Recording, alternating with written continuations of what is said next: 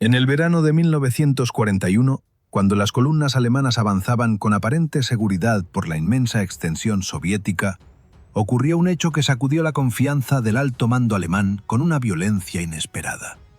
Allí donde los Panzer III y IV habían borrado fronteras y derribado ejércitos en cuestión de semanas, sus proyectiles comenzaron de repente a rebotar contra una silueta angulosa, cuyos paneles inclinados desviaban cada impacto con una facilidad casi humillante. Para los tripulantes alemanes, acostumbrados hasta entonces a imponer su voluntad con un ritmo arrollador, la aparición del T-34 fue como recibir un golpe en pleno rostro. Las unidades que se toparon con él enviaron informes cargados de alarma. Su blindaje resistía disparos directos a distancias que hacían inútiles los cañones alemanes. Su motor sencillo pero resistente le permitía desplazarse con agilidad por terrenos en los que los tanques del Reich sufrían. Y su movilidad en barro o nieve desafiaba por completo la concepción alemana del combate mecanizado. El T-34 surgía de bosques y depresiones del terreno como un depredador silencioso, y desaparecía antes de que las torretas alemanas alcanzaran a corregir el tiro. La arrogancia acumulada tras las victorias de 1939 y 1940 comenzó a resquebrajarse. Cuando los ingenieros y jefes de blindados analizaron los informes procedentes del frente, comprendieron que la invasión ya no seguía las reglas que habían definido los primeros años de la guerra. La Wehrmacht se enfrentaba a un adversario cuyos tanques combinaban robustez, velocidad y simplicidad industrial. Una mezcla que desafiaba toda la lógica alemana. Esa revelación llevó a Hitler a exigir una solución inmediata. Ordenó que se reunieran los principales responsables de armamento y que se diseñara un nuevo carro capaz no solo de igualar al T-34, sino de superarlo en todos los parámetros: protección, potencia de fuego y maniobrabilidad. Se envió una comisión al frente oriental para estudiar los tanques capturados. Los técnicos desmontaron un T-34 pieza por pieza, midieron el grosor de cada placa, examinaron soldaduras, suspensiones y disposición interna. Lo que descubrieron los dejó atónitos. No se trataba de un único elemento revolucionario, sino de un conjunto de decisiones simples, coherentes y extremadamente funcionales.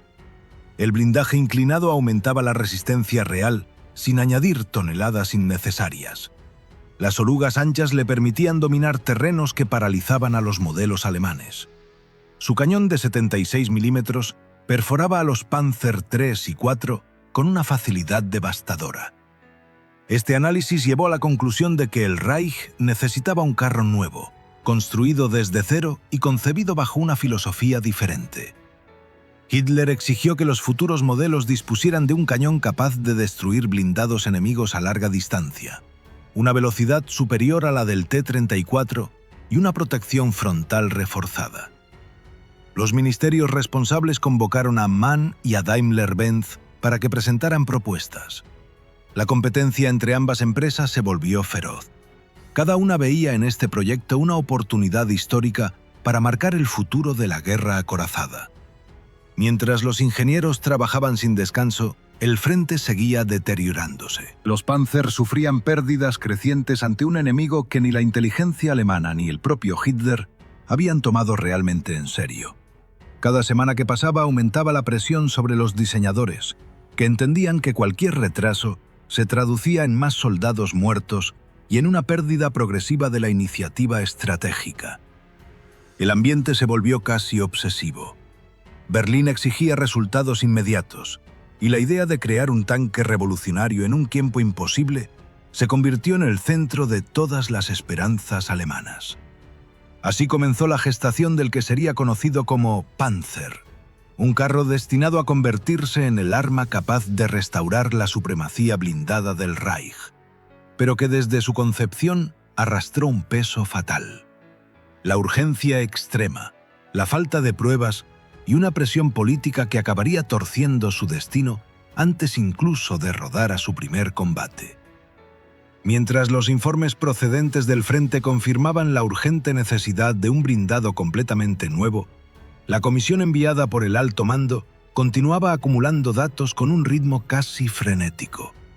Cada T-34 capturado era transportado a hangares improvisados donde equipos de ingenieros, mecánicos y especialistas en balística trabajaban día y noche.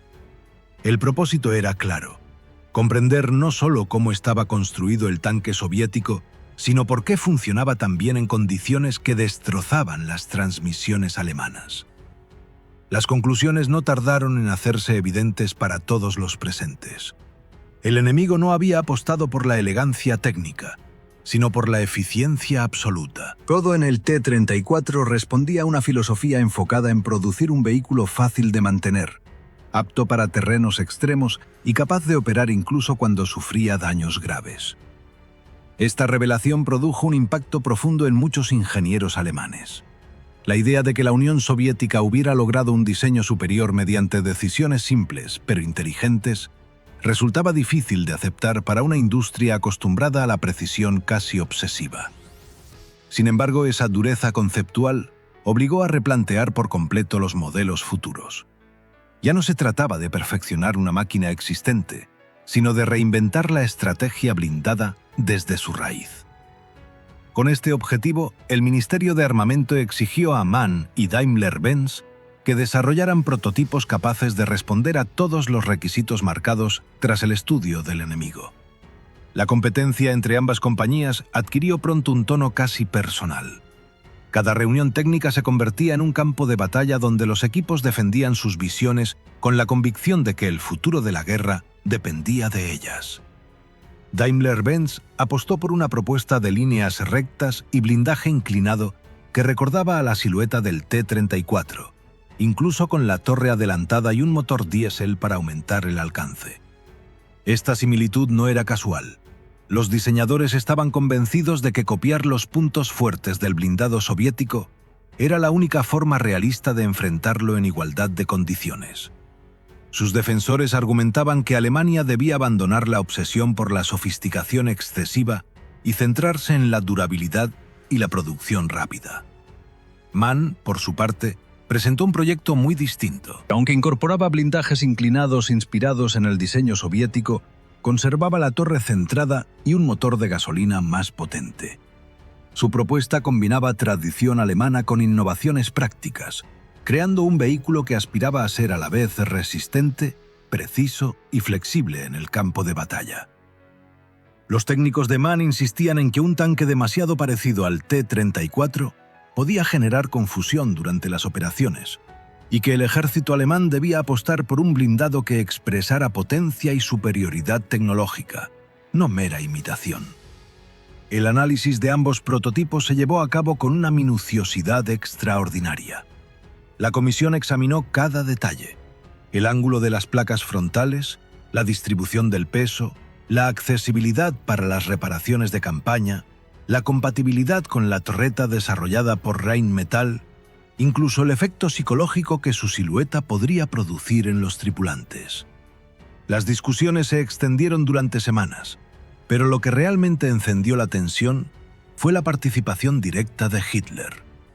El Führer, fascinado por el diseño soviético y convencido de que Alemania debía superarlo a toda costa, expresaba opiniones cambiantes que desorientaban a los responsables del proyecto.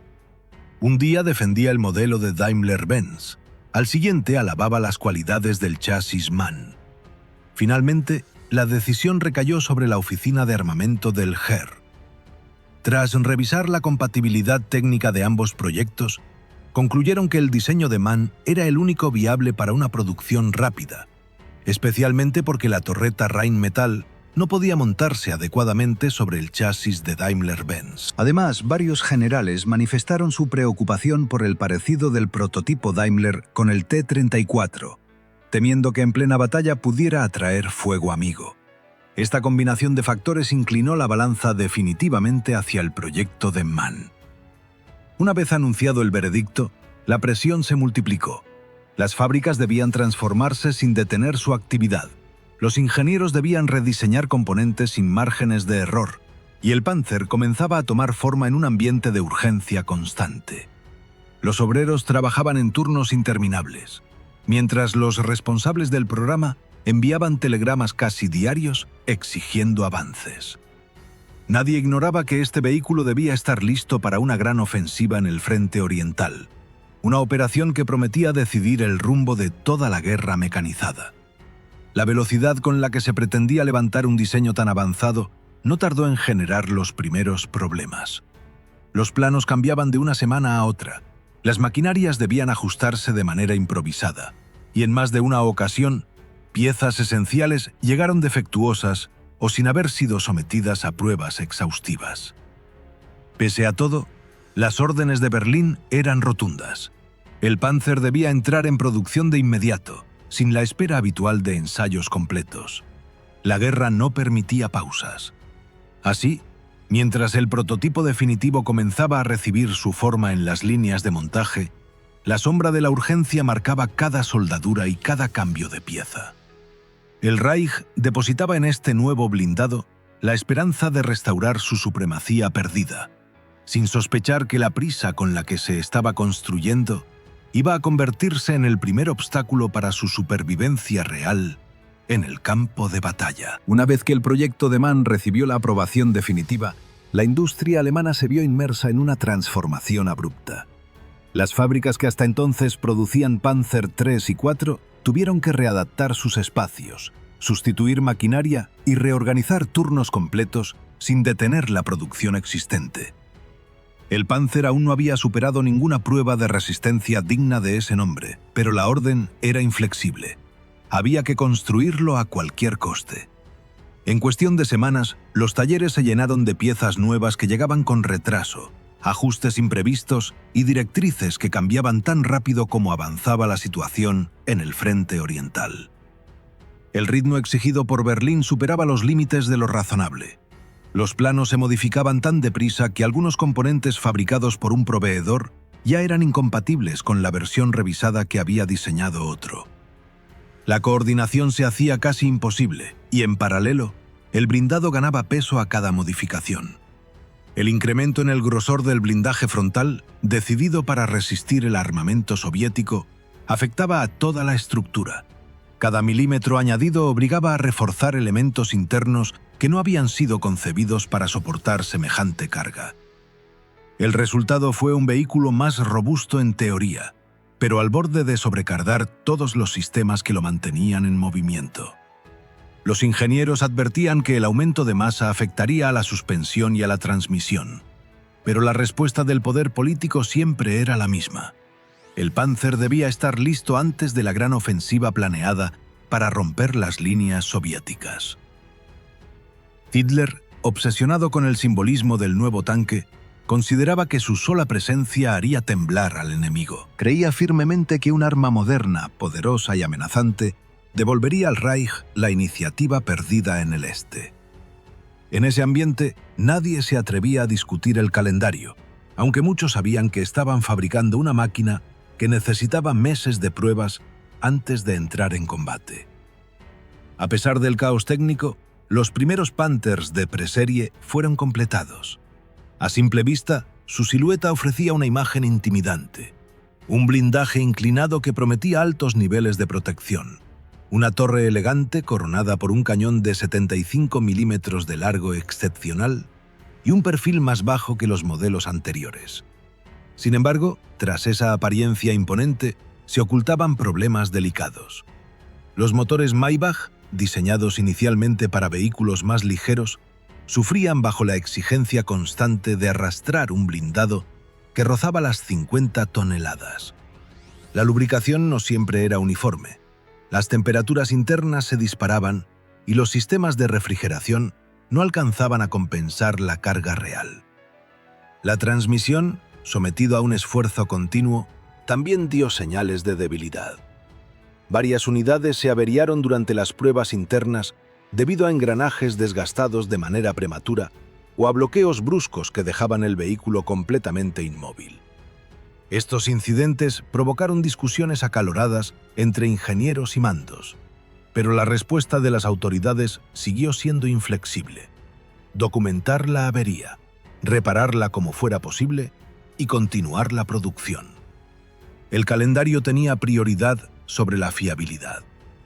A medida que los primeros lotes estuvieron listos para su envío, comenzaron los preparativos para distribuirlos entre las divisiones blindadas elegidas para participar en la inminente ofensiva. Los comandantes recibieron los nuevos carros con una mezcla de orgullo y preocupación. Muchos habían estudiado los informes sobre las virtudes del Panzer: potencia de fuego impresionante, blindaje frontal competitivo y movilidad aceptable en terrenos firmes. Sin embargo, bastaron unas pocas horas de inspecciones para que surgieran las dudas. Algunos vehículos llegaban con problemas de ensamblaje, otros presentaban fugas menores de aceite y varios mostraban fallos eléctricos derivados de un cableado instalado con excesiva prisa.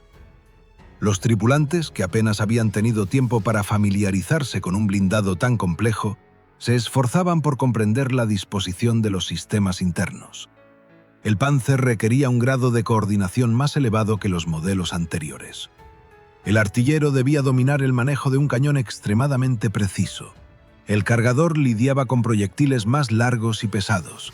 El conductor enfrentaba un vehículo que respondía con brusquedad si se exigía demasiado al motor. Y el comandante debía mantener el control de todo el conjunto en situaciones donde un solo error podía convertirse en un desastre instantáneo. Los ejercicios previos al combate mostraron claramente la fragilidad mecánica del Panzer. Algunas unidades se detuvieron durante maniobras sencillas, otras sufrieron sobrecalentamiento incluso sin disparar un solo tiro. Los encargados del mantenimiento trabajaban incansablemente para solventar cada incidente, pero la magnitud de los problemas superaba cualquier capacidad de reparación rápida. A pesar de ello, la consigna no cambió. Los Panzers debían posicionarse al frente de la ofensiva. El mando alemán estaba convencido de que la fuerza combinada de su blindaje y potencia de fuego compensaría cualquier contratiempo técnico. Cuando finalmente llegó la orden de avanzar hacia las zonas de concentración previas al ataque, los convoyes de Panzers comenzaron a moverse entre nubes de polvo que se elevaban bajo sus enormes orugas. Desde la distancia, parecían la punta de lanza que prometía un renacimiento de la guerra acorazada alemana. Sin embargo, los tripulantes sabían que marchaban a bordo de una máquina que no había sido puesta a prueba en condiciones reales y que, pese a su aspecto imponente, podía fallar en el momento menos esperado. Cada kilómetro recorrido era una prueba silenciosa que revelaba si el Panzer estaba preparado para soportar la presión de una batalla colosal como la que se avecinaba. Así, cuando alcanzaron las zonas asignadas para el inicio de la ofensiva, los Panzers se alinearon en formación, listos para protagonizar un capítulo decisivo. Pero la tensión era palpable. Debajo de la apariencia compacta del blindado, se ocultaba un conjunto de sistemas que aún no habían demostrado ser capaces de trabajar en armonía bajo fuego enemigo. Cada tripulante, consciente de ello, ocupó su lugar con un pensamiento recurrente. El Panzer tenía que triunfar porque no existía alternativa. La guerra necesitaba una victoria contundente, y esa responsabilidad caía sobre los hombros de un carro que llegaba al combate sin el tiempo necesario para madurar. El amanecer del día señalado para la ofensiva llegó acompañado de una niebla espesa que cubría los campos como un velo inquietante. Desde las posiciones alemanas se oía el ronco murmullo de decenas de motores Maybach que trataban de mantener un ritmo constante antes del avance. Los tripulantes del Panzer, encerrados en sus compartimentos metálicos, sentían el temblor del suelo en cada vibración del motor. El ambiente dentro del blindado era sofocante. Un olor a aceite caliente, metal y tensión humana impregnaba cada rincón. Nadie ignoraba que en cuanto la orden final fuese transmitida, esos vehículos tendrían que demostrar en minutos lo que no habían podido probar en meses. Cuando los primeros rayos de luz lograron atravesar la niebla, el movimiento comenzó. Las columnas de Panthers avanzaron lentamente al principio, sorteando zanjas, raíces y pequeñas elevaciones del terreno. Desde fuera, la imagen era imponente. Líneas de blindados avanzaban con una determinación silenciosa, confiando en que el diseño que los había llevado hasta allí compensaría la falta de preparación real. Sin embargo, ese aspecto majestuoso ocultaba una verdad preocupante. Apenas habían recorrido unos cientos de metros cuando surgieron los primeros problemas mecánicos. Un Panzer se detuvo de repente. Su transmisión quedó bloqueada con un chasquido seco. A pocos metros, otro expulsó humo oscuro por una rendija del motor, obligando a la tripulación a evacuarlo antes de que el calor desembocara en un incendio. El avance continuó pese a estas pérdidas tempranas, porque el grueso de la columna debía alcanzar la línea de partida del ataque. Pero los incidentes comenzaron a propagarse como una sombra inevitable. Algunos vehículos, forzados a maniobrar en terrenos más blandos de lo previsto, hundieron sus orugas y quedaron atrapados. Otros sufrieron vibraciones peligrosas al aumentar la velocidad, consecuencia directa de piezas que no habían sido ajustadas con precisión. Las unidades de mantenimiento se desplazaban frenéticamente de un punto a otro, intentando rescatar tanques inmovilizados antes de que el terreno se convirtiera en el escenario de fuego cruzado. Aún así, no todo era fracaso. Los Panthers que conseguían mantener el ritmo demostraban que en manos de tripulaciones experimentadas podían convertirse en armas formidables. Su cañón de 75 milímetros, con un largo extraordinario para la época, ofrecía una precisión superior a la de los blindados alemanes anteriores.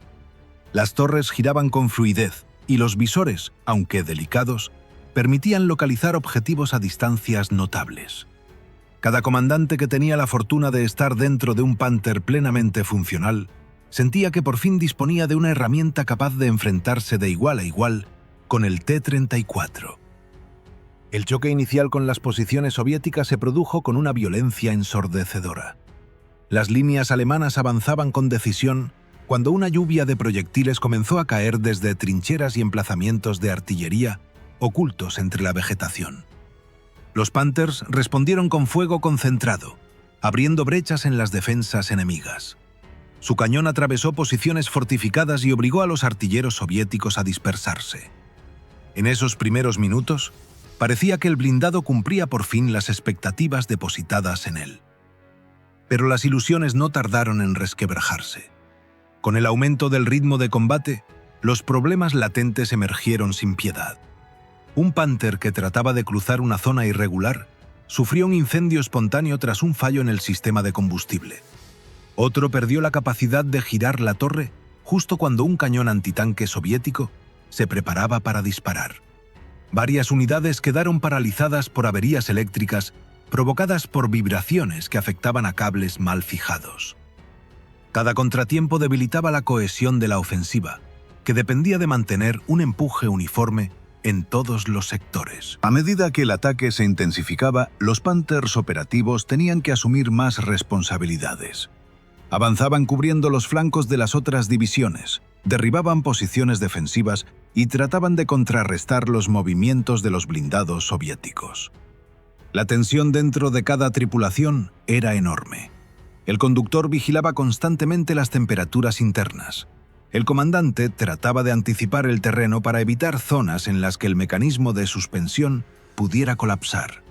El artillero intentaba mantener la precisión pese a la vibración constante. En un punto crítico del avance, una unidad de Panthers logró romper una línea defensiva particularmente hostil y obligó a una serie de T-34 a retirarse. Uno de los tripulantes recordaría más tarde esa escena como una mezcla de orgullo y temor. Orgullo por demostrar que el Panther podía imponerse cuando funcionaba correctamente. Temor porque la mayoría del tiempo no había forma de saber cuándo dejaría de hacerlo. Lo que más impactaba a los soldados alemanes era la velocidad con la que un blindado aparentemente perfecto podía pasar de ser un instrumento letal a convertirse en un cascarón inútil. En cuestión de segundos, un ruido extraño en el motor, un olor a goma quemada o una simple caída de presión en la transmisión podía transformar un ataque exitoso en una retirada improvisada. El campo de batalla se llenó de Panthers detenidos, algunos aún intactos, otros ardiendo o convertidos en objetivos fáciles para la artillería enemiga.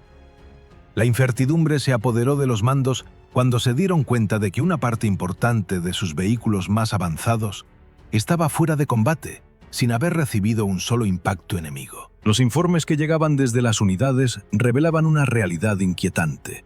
La potencia teórica del Panzer era indudable, pero su fragilidad mecánica lo convertía en un arma que exigía condiciones ideales para mostrar su verdadero potencial. Y la guerra, especialmente en el frente oriental, jamás ofrecía condiciones ideales. Al finalizar aquel día, las líneas alemanas habían avanzado, pero a un precio tan elevado que ningún comandante pudo ignorarlo. Las pérdidas no se medían solo en blindados destruidos por fuego enemigo, sino en vehículos abandonados por averías insolubles en plena operación. La ofensiva continuaría, pero la promesa de convertir al Panzer en el corazón de una nueva era acorazada se desvanecía a medida que los hechos demostraban que la máquina concebida para recuperar la iniciativa se veía socavada desde dentro por su propio origen apresurado. Tras los primeros días de combate, los mandos alemanes comprendieron que el Panzer no podía operar como un blindado convencional. Su mantenimiento exigía equipos enteros dedicados exclusivamente a revisar juntas, verificar temperaturas y cambiar piezas debilitadas por el esfuerzo. Aún así, el ejército decidió seguir apostando por él, convencido de que, una vez resueltas las averías iniciales, Alemania podría disponer de un arma capaz de influir decisivamente en los frentes donde la presión soviética era cada vez mayor. Esa convicción llevó a ampliar la producción y a introducir mejoras constantes que acabarían dando forma a las versiones Ausf-A y Ausf-G. Los talleres comenzaron a recibir instrucciones para reforzar la ventilación del compartimento del motor, reemplazar componentes de la transmisión y mejorar los engranajes que controlaban la rotación de la torre. Con cada modificación el blindado ganaba estabilidad. Las placas de blindaje fueron rediseñadas para resistir impactos más potentes y el mecanismo del cañón se ajustó para que mantuviera su precisión incluso después de largas sesiones de disparo. Los tripulantes notaron que aunque el Panzer seguía siendo un vehículo exigente, su comportamiento mejoraba y empezaba a ofrecer el rendimiento que habían esperado desde su primera presentación. En el frente occidental, cuando las fuerzas aliadas desembarcaron en Normandía, los Panthers reaparecieron con una presencia más sólida. Aprovechaban los setos, los desfiladeros naturales y las depresiones del terreno para emboscar a los blindados enemigos. En más de una ocasión, un solo Panzer logró detener el avance de varias unidades aliadas, obligándolas a retroceder. Su cañón perforaba los blindajes de los Sherman a distancias en las que los proyectiles aliados apenas podían hacer mella en su coraza frontal. El impacto psicológico que provocaba su silueta entre los soldados del otro lado era evidente. Los informes aliados reflejaban una mezcla de respeto y cautela extrema cada vez que se mencionaba su presencia. Sin embargo, la efectividad táctica del Panzer se veía constantemente limitada por factores que no podían resolverse con simples mejoras. El combustible escaseaba, los bombardeos aliados sobre las fábricas paralizaban la producción y el personal cualificado disminuía a un ritmo alarmante. Las líneas ferroviarias que transportaban componentes eran atacadas sin descanso y muchas piezas nunca llegaban a las plantas de ensamblaje. Los Panzers que salían al frente occidental representaban el esfuerzo agotado de una industria que luchaba por mantenerse en pie. En el otoño de 1944, mientras los aliados avanzaban hacia la frontera alemana, los Panthers ocuparon posiciones defensivas entre bosques densos y caminos estrechos. Era un terreno que favorecía sus emboscadas y les permitía compensar la falta de movilidad que sufrían por el desgaste acumulado. En más de una ocasión, las tripulaciones consiguieron frenar columnas completas con disparos bien dirigidos desde posiciones ocultas. Aún así, cada enfrentamiento dejaba secuelas. La falta de repuestos obligaba a reutilizar piezas desgastadas, y cada movimiento, por pequeño que fuera, hacía que el blindado envejeciera más rápido de lo que la guerra permitía. Cuando comenzó la ofensiva de las Ardenas, los Panthers formaron la punta de lanza en varios sectores. Bajo la nieve y entre la niebla, avanzaban silenciosos hasta que la apertura del fuego revelaba su presencia. En esos días, demostraron que en terrenos controlados y con condiciones meteorológicas extremas, aún podían sorprender al enemigo con una potencia devastadora. Varias unidades aliadas se vieron obligadas a retirarse ante la fuerza de sus disparos, y la moral alemana experimentó un breve resurgir. Pero el éxito duró poco. La falta de combustible se volvió crítica. Los motores no soportaban las temperaturas bajo cero y los problemas internos reaparecieron con una frecuencia que hacía imposible mantener el impulso. A medida que el Reich se desmoronaba, los Panthers se vieron atrapados en una lucha sin margen de maniobra. Muchos fueron abandonados cuando se quedaron sin combustible o cuando sus mecanismos internos fallaron de forma irreversible. Las tripulaciones, incapaces de repararlos, se retiraban dejando atrás vehículos que en otra época habían sido presentados como la esperanza de un nuevo avance. Cada Panzer inmóvil se convertía en un símbolo de lo que pudo ser y nunca llegó a consolidarse. Algunos eran destruidos por sus propios tripulantes para que no cayeran intactos en manos enemigas. Otros quedaban ocultos entre los restos de aldeas arrasadas, esperando el final sin haber disparado su último proyectil. En las ciudades alemanas que se preparaban para la defensa final, el Panzer se convirtió en una pieza defensiva más, colocado en esquinas estratégicas o detrás de barricadas improvisadas. Allí, rodeado de ruinas humeantes, demostraba por última vez su poder. Un disparo preciso podía detener a una columna atacante. Un movimiento calculado podía bloquear una calle entera. Pero cada acción tenía un coste mecánico que el blindado ya no podía soportar. Los proyectiles enemigos, cada vez más abundantes, acababan alcanzando puntos vulnerables que en la teoría parecían insignificantes. El Panzer, diseñado para destacar en campos abiertos, sufría en el combate urbano una agonía lenta que las tripulaciones afrontaban con una mezcla de resignación y rabia. Cuando la guerra llegó a sus últimas semanas, los pocos Panzers aún operativos actuaban casi como sombras.